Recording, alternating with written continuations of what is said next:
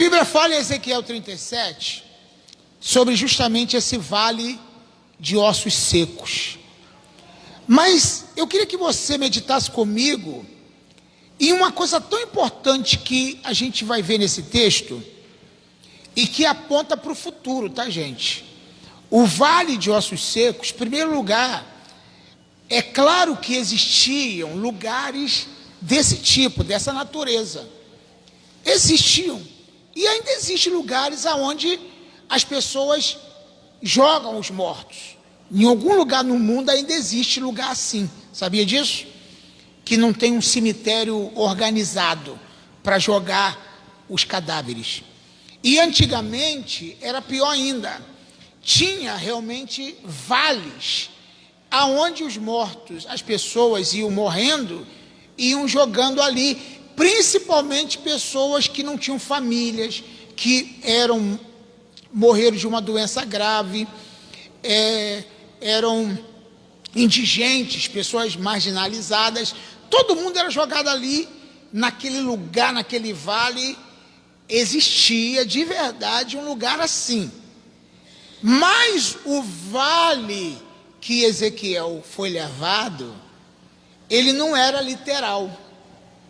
Ele era um vale simbólico. Tanto é que nós vamos saber que é simbólico, porque Ezequiel não foi no seu corpo humano. Ele não foi lá levado na sua essência física. Outra coisa que a gente tem que entender é que Ezequiel, ele foi no espírito. E a gente vai olhar no Novo Testamento, existiram outros homens na Bíblia que também, por exemplo, Paulo, né?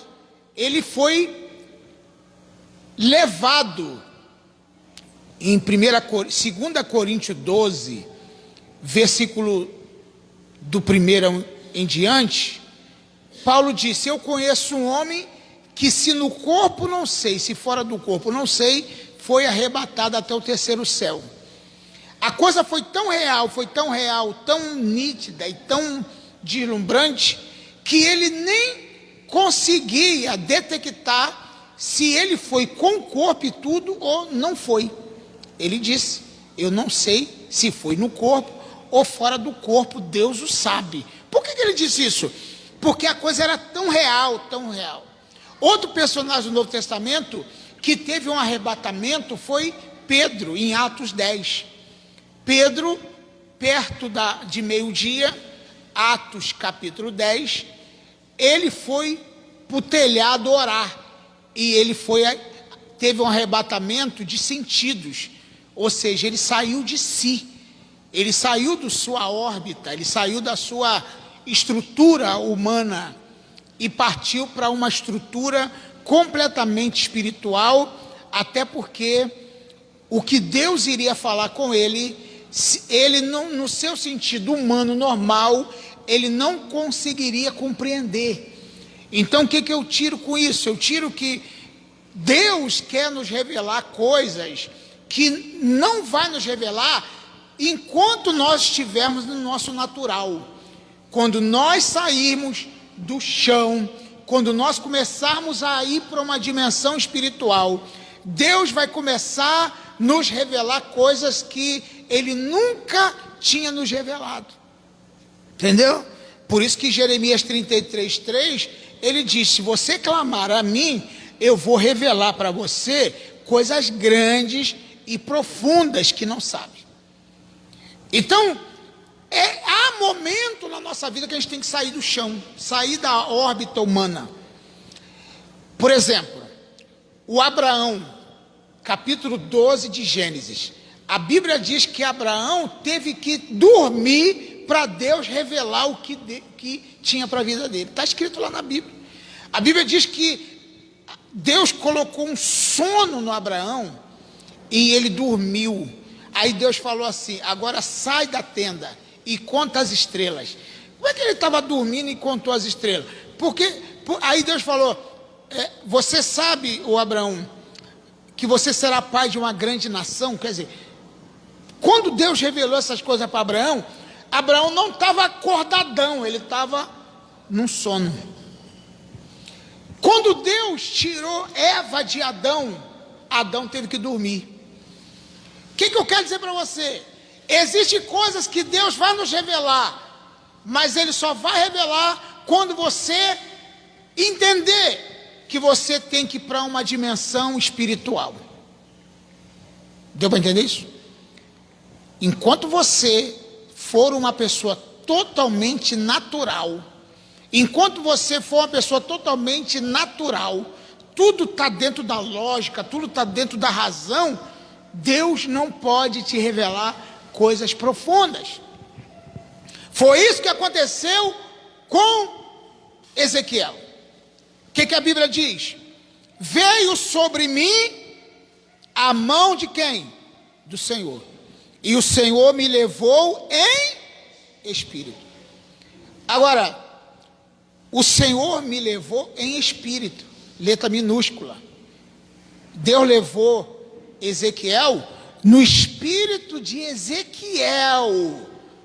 Ele não levou Ezequiel no Espírito Santo, ou com corpo e tudo. Deus levou Ezequiel em espírito. Nós temos três naturezas, tá, gente? Espiritual, nós temos o espírito, temos a alma e temos o corpo.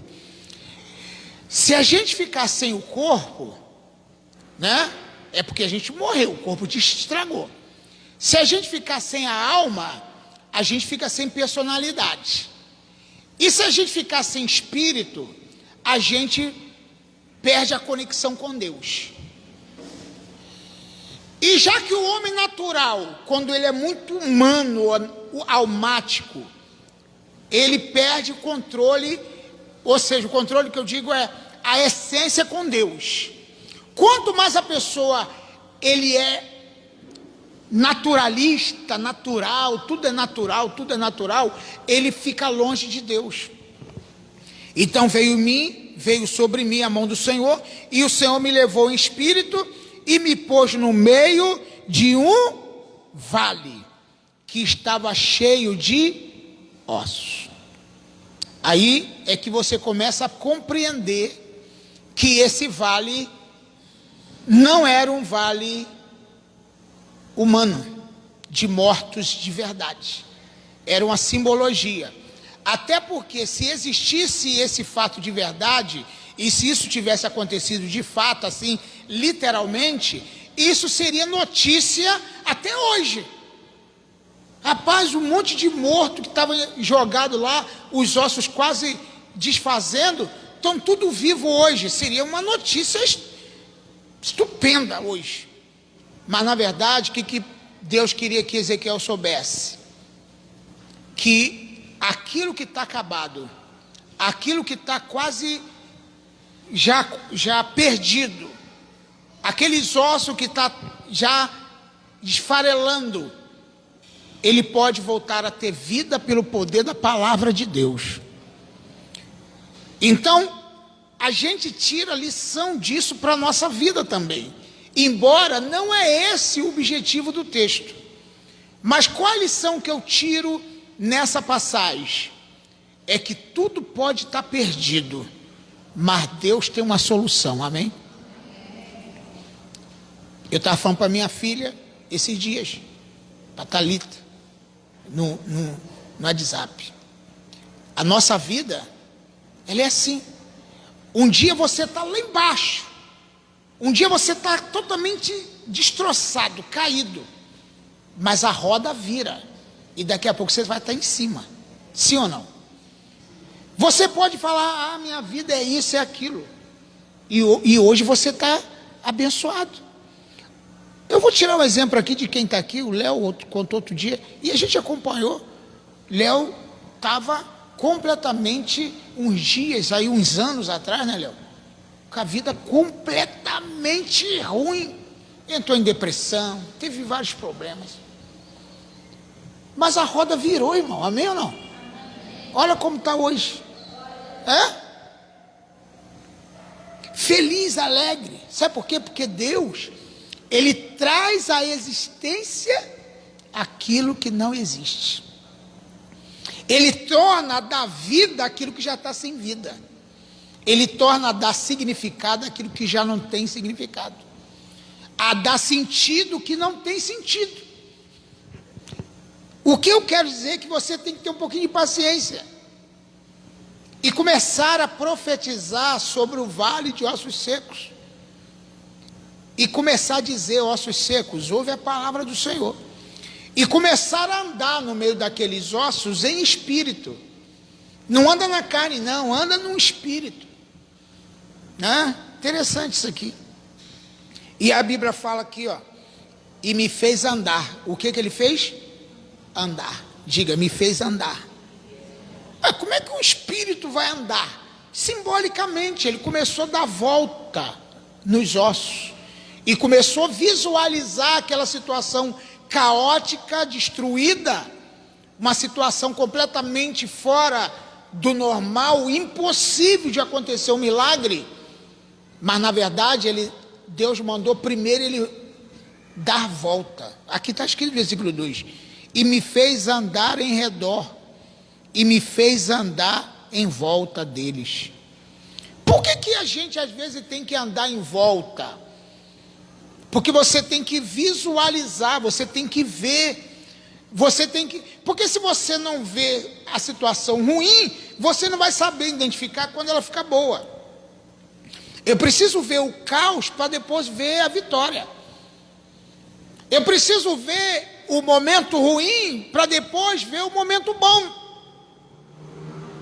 Eu sei na minha vida todos os momentos ruins que eu passei, porque eu vi todos eles, e eu não fiquei decepcionado porque passei momentos ruins. Então diz a Bíblia, me fez andar em volta deles. E eis que eram muito numerosos sobre a face do vale, e estavam sequíssimos. Então a palavra sequíssimo significa que estavam já endurecidos, enrijecidos, esfarelando. Se alguém pegasse naquele osso, caía, quebrava. Era ossos frágeis, ossos totalmente frágeis, que o sol, a chuva, o vento, o tempo deteriorou aqueles mortos. Aquelas pessoas que estavam ali foram gentes, simbolicamente falando, e agora estavam sequíssimos, impossível de ter vida, impossível de ter vida. E aí o versículo de número 3, ele diz o seguinte: e me disse, filho do homem, poderão viver esses ossos? E eu disse, Senhor, tu sabes. O que Deus pergunta para a gente? Porque as coisas para acontecerem dependem da minha fé. Deus não faz nada sem a nossa fé. Ele perguntou, você acredita que esses ossos podem viver, ô filho do homem? Você acredita, você crê nisso? E o profeta disse, tu sabe. Então me disse, profetiza sobre esses ossos, e disse-lhes, ossos secos, ouve a palavra do Senhor. Há muito tempo atrás eu preguei essa palavra, eu tinha preparado um sermão e eu falei sobre Ezequiel, e eu lembro que eu pesquisei, quando chegou nessa parte de ossos secos, ouve a palavra do Senhor, eu pesquisei que tem no nosso ouvido, tem um ossinho, o menor osso que a gente tem no corpo, por que pareça, está aqui dentro do ouvido, que se chama martelo e bigorna, né? Se você for pesquisar lá, você vai ver, ossinho pequenininho, bem pequenininho, martelo e bigórnia. Esses dois ossinhos, talvez estavam lá ainda, sobrevivendo talvez, ou ainda um pedacinho deles lá. E o que Deus falou para Ezequiel? Ezequiel, fala lá para o martelo e para a bigórnia, e diga lá, ossos secos, ouve a palavra do Senhor. Como é que eles iam ouvir se não tinha orelha, mas tinha lá aquilo que dava a vibração, aquilo que vibrava, porque nosso ouvido, o ossinho vibra dentro da gente, a gente capta as ondas sonoras, né, que saem de algum lugar. Aí a gente consegue ouvir. E os ossos começaram, aqueles ossinhos, ouviram o que o profeta havia profetizado. E aí começou a acontecer o quê? Olha o que diz o versículo 4. Então me disse, profetiza sobre esses ossos, e diz, ossos secos, ouve a palavra do Senhor. Então, assim diz o Senhor Jeová a esses ossos: eis que farei entrar em vocês, em vós o espírito, e vivereis. Naquele momento que o profeta começou a profetizar, os ossos começaram a se mexer, houve um barulho. Eu lembro que eu li muito essa passagem uma vez. A gente morava assim numa casa bem pequenininha. A gente lutou para ter uma casa própria. Lutou muito, a gente lutou bastante. E aí aconteceu assim, da gente ter conseguido comprar uma casinha pequena ali no morro, né? E ali a gente ficou perto de uma lixeira, casa, 3 crianças, um quarto só, não tinha como fazer mais. É um negócio assim meio...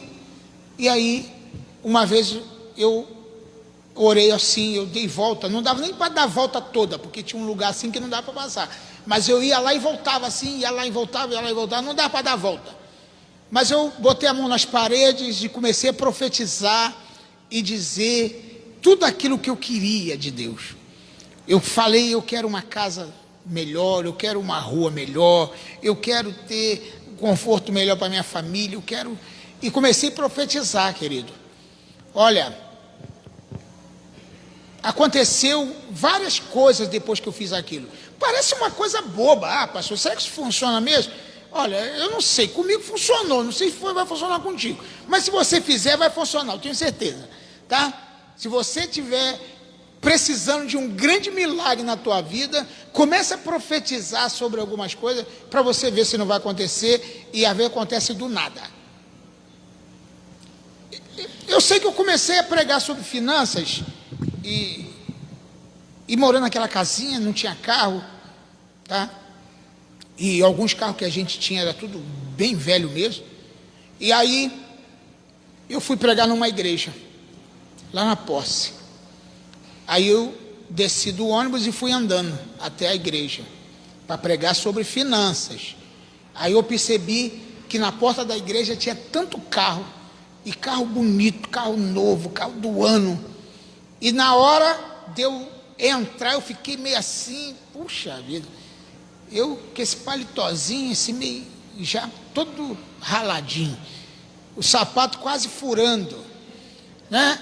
A pé, vou voltar. Mas Deus me deu coragem, eu fui.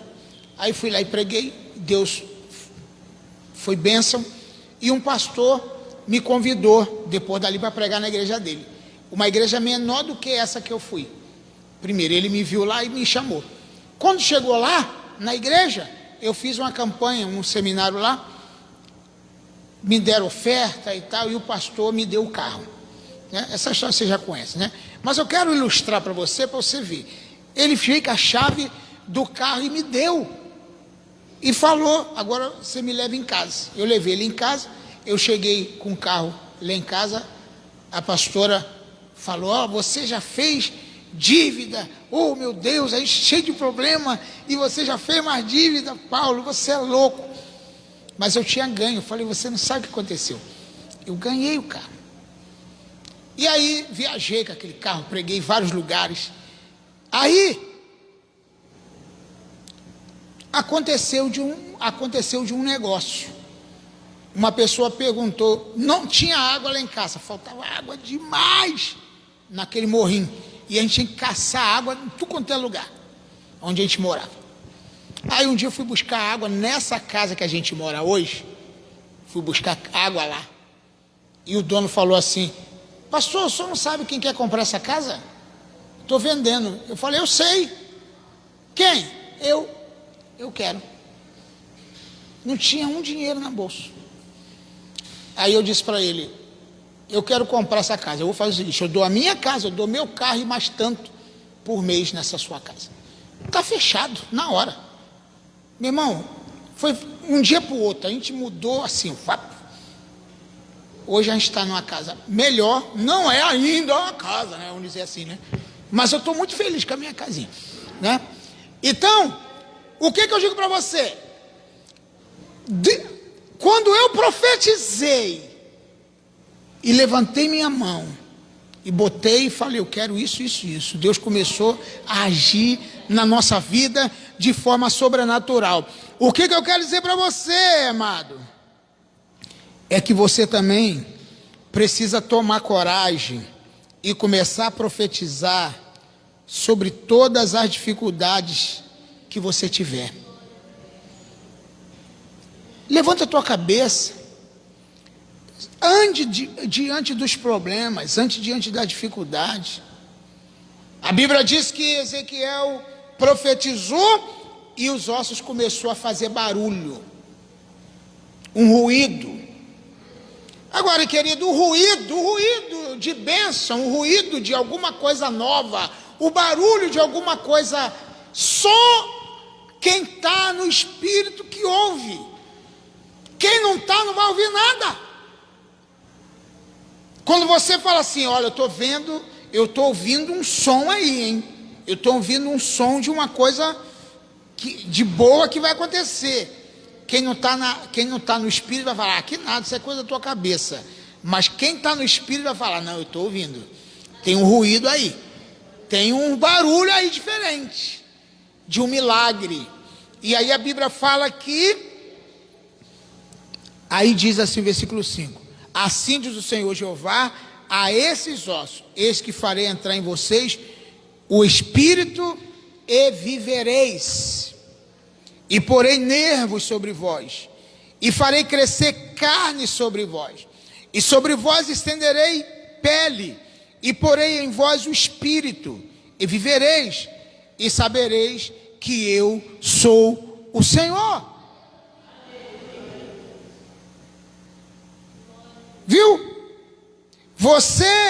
Eu vou fazer de vocês, diz o Senhor, que estão mortos, acabados, arruinados, eu vou colocar nervo, eu vou colocar carne, eu vou mandar o Espírito vir sobre vocês vão ser grandes exércitos.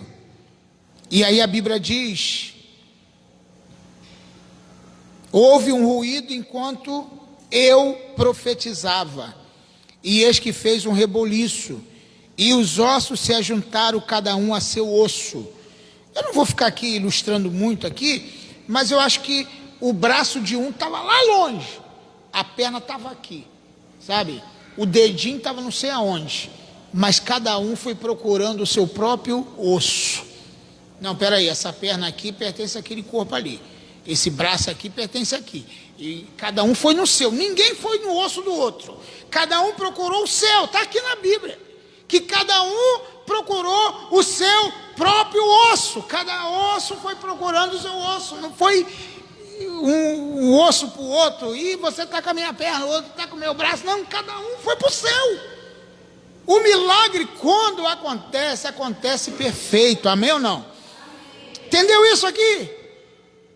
Ninguém vai tirar o que é teu, o que Deus te deu, ninguém tira. Não fica preocupado, foi fulano que me botou inveja. Nada disso, irmão, o que é teu é teu. O que Deus tem para você vai ser atraído para você. Eu acredito nisso, tá? Eu não sei você. Eu defendo essa tese. Eu vou falar em público aqui. Eu defendo essa tese. Eu li, já tive 2 vezes um livro chamado A Lei da Atração. Veja o vídeo chamado A Lei da Atração, porque eu acredito que isso é bíblico, isso funciona, tá? É bíblico e funciona. Eu vou dizer por quê.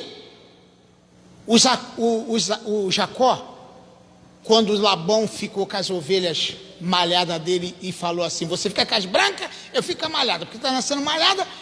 Não, ele falou o quê? Você fica com as malhadas, eu fico só com as branquinhas. Não foi isso? Quem lê Gênesis aí sabe disso. as malhadas é tua, porque não nascia malhada nenhuma. Então Labão falou, as malhadas é tua e as outras de outras cores são minhas. Aí nascia muita ovelha branca, marrom, pretinha, mas malhada nascia pouquinho, irmão, pouquinho. Aí o que Jacó fez?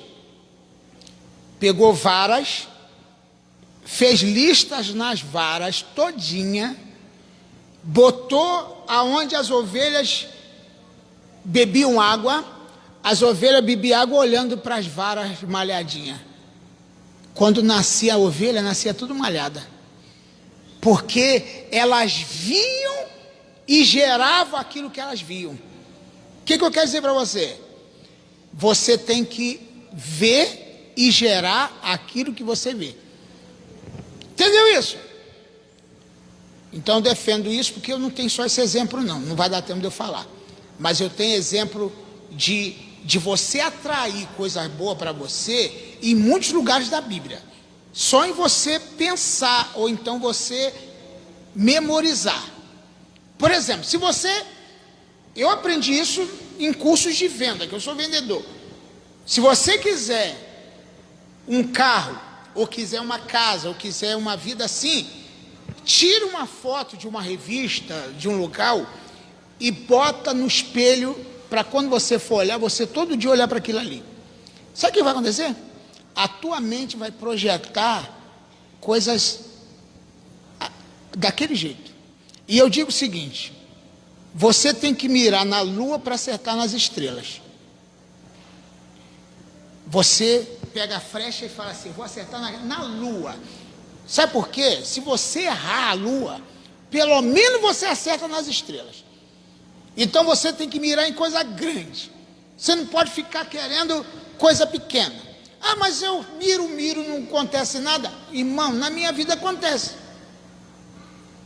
Agora, se você ficar falando, na minha vida não acontece nada de bom, só acontece tudo ruim, eu não tenho sorte com nada, e não sei o que, é isso que você está atraindo para a tua vida. Mas se você disser, eu sou mais que vencedor, tudo pode naquele que me fortalece, Jeová é meu pastor e nada me faltará, eu sou mais que vencedor, sou campeão e pronto. Tudo que é de bom vai vir para você. Viu o que acontece? Os ossos começaram a vir, ele profetizava. Está escrito aqui, eu quero ler contigo lá, para você ver. Então, e olhei e eis que viram nervos sobre eles, cresceu carne, estendeu-se pele sobre eles por cima, mas não havia espírito ainda sobre eles. O que acontece, irmão? As coisas vão acontecendo por etapa, claro, você não vai conseguir tudo de um dia só. Está escrito lá, nervo, primeiro, carne, segundo, pele, terceiro. Então, começou a vir. Osso já tinha. Agora tinha que vir o quê? Nervos. Depois tinha que ver o quê? Carne. Depois tinha que ver o quê? Pele. Aí na hora do espírito, que era mais difícil, né, vamos dizer assim, agora já que está tudo montadinho lá, está tudo bonitinho, agora você profetiza sobre o espírito. Bota lá outro versículo que diz, está escrito lá, olha o que está escrito, versículo de número, qual é o versículo? 9. E ele me disse, profetiza ao espírito, profetiza, filho do homem, e diz ao espírito, assim diz o Senhor, Jeová, vem dos 4 ventos, ó Espírito, e sopra sobre esses mortos para que vivam. A palavra Espírito no hebraico é ruan, é vento, é sopro, ar, ruan, é Espírito. Então vem Espírito, vem dos 4 cantos de tudo quanto é lugar da terra e entre nesses mortos. Aí ele profetizou e ficou esperando o movimento do Espírito para que eles vivam. E profetizei como ele me deu ordem, então o Espírito entrou neles E viveram e se puseram em pé um grande exército em extremo. O que aconteceu? Aquele grande exército ficou de pé. Gente, toda essa passagem, ela serve muito para a nossa vida cotidiana, mas ela aponta para um grande milagre e uma grande profecia e um grande sinal da vinda de Cristo, que é o retorno de Israel e a convenção dos israelitas.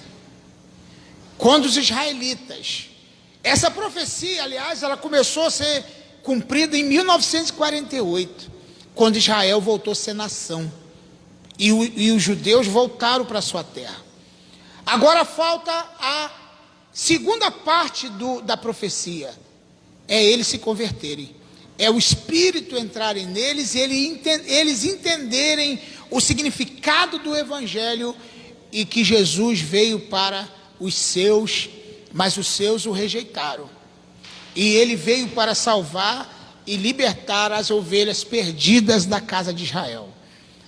Se você olhar para essa passagem, você vai ver que a ideia de Deus aqui, levar Ezequiel em espírito, eu creio que o corpo dele nem saiu do lugar, mas ele foi transportado. Existe também o transporte físico na Bíblia. Existem pessoas que foram transportadas de um lugar para o outro. Por exemplo, o Elias foi transportado, o Filipe foi transportado, foi ou não foi? Lá em Atos 8, a Bíblia diz que o Filipe, ele foi levado assim, pum, e quando ele viu, estava em outro lugar, corpo e tudo, irmão. Jesus tem, como é que pode acontecer um negócio desse? Para Deus não tem impossível, amém? Você crê nisso? Para Deus não há impossível. Lucas 1,37. Para Deus não existe. Pode estar tudo ruim na tua vida, você pode olhar assim para o teu telhado, para a tua casa, e falar assim: rapaz, quando é que eu vou melhorar isso aqui? Deus tem uma promessa para a tua vida. Profetiza. Eu acredito também no milagre aqui nesse ministério. Eu acho que o maior milagre é você estar aqui já. Você está aqui já é um grande milagre. Agora, o que nós temos que fazer? Primeiro, nós mesmos cuidar da gente. Eu falei domingo, foi quinta-feira na oração aqui, da importância de você orar por você mesmo, de você cuidar de você mesmo. O apóstolo Paulo falou para Timóteo: cuide de ti mesmo e da doutrina, cuida de você. Não adianta você querer que todo mundo fique bem e você está mal, não pode ser assim. Jesus falou: amar a Deus sobre todas as coisas e o próximo como a ti mesmo. Significa o quê? Que você tem que se amar muito para amar os outros depois. Não adianta você não gostar de você, senão você não vai conseguir gostar de ninguém. Cuide de você próprio, se alimente, se fortaleça na palavra, né? Passe por um período onde você vai viver um momento espiritual com Deus, onde Deus vai te alimentar, e aí você vai se sentir bem. Querido, isso é fantástico. A Bíblia fala que esse exército ficou de pé, houve um milagre ali, e aí a palavra de Deus está se cumprindo em nossa vida. Trazendo para os nossos dias, para a nossa vivência aqui, o que você está precisando? Qual o milagre que você está precisando? Pensa um pouquinho assim, né? Pensa um pouquinho, bota a mente para pensar aqui. O que você quer do Senhor? Pensou? Agora você roda, dá uma volta em torno dessa situação. Não é fisicamente não, é espiritualmente. Dá uma volta diante disso aí. Agora você vai profetizar sobre isso aí, vai dizer: eu quero mudança nessa área, na minha família, no meu negócio, minhas finanças, na minha saúde, eu quero mudança nisso. Profetiza agora, diga aí, profetiza e fala, comece a dar ordem, tá? Porque se você ficar, Senhor, tem misericórdia de mim, Jesus, tem misericórdia de mim. Meu irmão, misericórdia não é para gente. Misericórdia é para quem não tem Cristo. Você não precisa pedir misericórdia, você tem que declarar, você tem que profetizar. É isso que você tem que fazer. Crente que vive pedindo misericórdia, ele não sabe o direito que ele tem em Cristo, nem sabe quem ele é. O cego de Jericó, não, pastor, o cego de Jericó pediu misericórdia. Filho de Davi, tem misericórdia de mim. Meu irmão, isso é o cego de Jericó. Eu não sou de Jericó. Eu sou filho de Deus. Amém? Eu sou herdeiro da herança do Senhor. Então eu não peço misericórdia. Eu profetizo. Eu declaro mudança. Eu declaro que a minha vida não será mais essa, em nome de Jesus. Amém? Quem crê nisso, diga amém. Onde você gostaria de ir? Onde que você gostaria de passear? Quais lugares que você gostaria de frequentar? Qual é a vida que você gostaria de ter? Qual é a casa que você gostaria de morar? Qual é a comida que você gostaria de comer? Qual é a roupa que você gostaria de vestir? Comece a pensar e profetizar e declarar como tem que ser a vida que você queria ter ou quer ter. Comece a profetizar, meu irmão. Eu creio nisso, eu creio. Se você, tem gente que não crê, mas eu creio que Deus muda a nossa vida de uma hora para outra. Existe uma coisa chamada processo e existe outra coisa chamada milagre. O processo é uma coisa transformada, uma coisa que vira outra porque passou por um processo. Tipo, a uva vira vinho porque passa por um processo. A azeitona vira azeite porque passa por um processo. Mas água virar vinho, aí é milagre. Amém ou não? Você tem que entender o que é processo e o que é milagre. Milagre é aquilo que não existe nenhuma possibilidade. Não existe nada que diga assim, isso aí porque isso virou isso. Milagre é não existir possibilidade de nada. Por isso que eu creio que você pode profetizar e as coisas mudarem na tua vida. Agora tem que se levantar, sai da inércia e levante, se posicione em nome de Jesus. Amém ou não? Quem vai se posicionar, diga amém. Fica de pé em nome de Jesus. Vamos aqui nos posicionar. A gente já fez aqui vários atos proféticos aqui na igreja. Eu lembro de uma vez, né, que a gente fez ato profético aqui de ficar rodeando as cadeiras. Lembra disso? Nós ficamos rodeando, fizemos campanha aqui de rodear. Rodeia aí, vamos rodear 7 vezes, irmão. E marchando, e pá daqui, pá dali, e não sei o quê. A gente fez isso para tentar fazer que as pessoas entendessem. Gente, levanta e profetiza e sai do seu lugar. Pode deixar que eu não vou mandar você sair daí não, para rodar não, tá? Eu estou dizendo para você fazer isso internamente, durante todo o dia, toda essa semana. Você fazer isso durante a sua vida. Amém ou não? Quem crê nisso, querido? Eu creio. Amém, querido? Então profetiza aí sobre o vale de ossos secos, em nome de Jesus. Começa a profetizar sobre o caos que está na sua família, sobre o caos que está na sua casa, sobre o caos que está na sua vida. Mas você tem que ver e admitir que está. Não fica maquiando não. Oh, aleluia. Vem Espírito Santo, vem Senhor, e nos dê essa força, essa coragem, essa energia, esse dinamismo, Senhor. Nos enche agora, Pai. Nos faz cristãos fortes, autênticos, verdadeiros. Cristãos que realmente entendam que precisam vencer.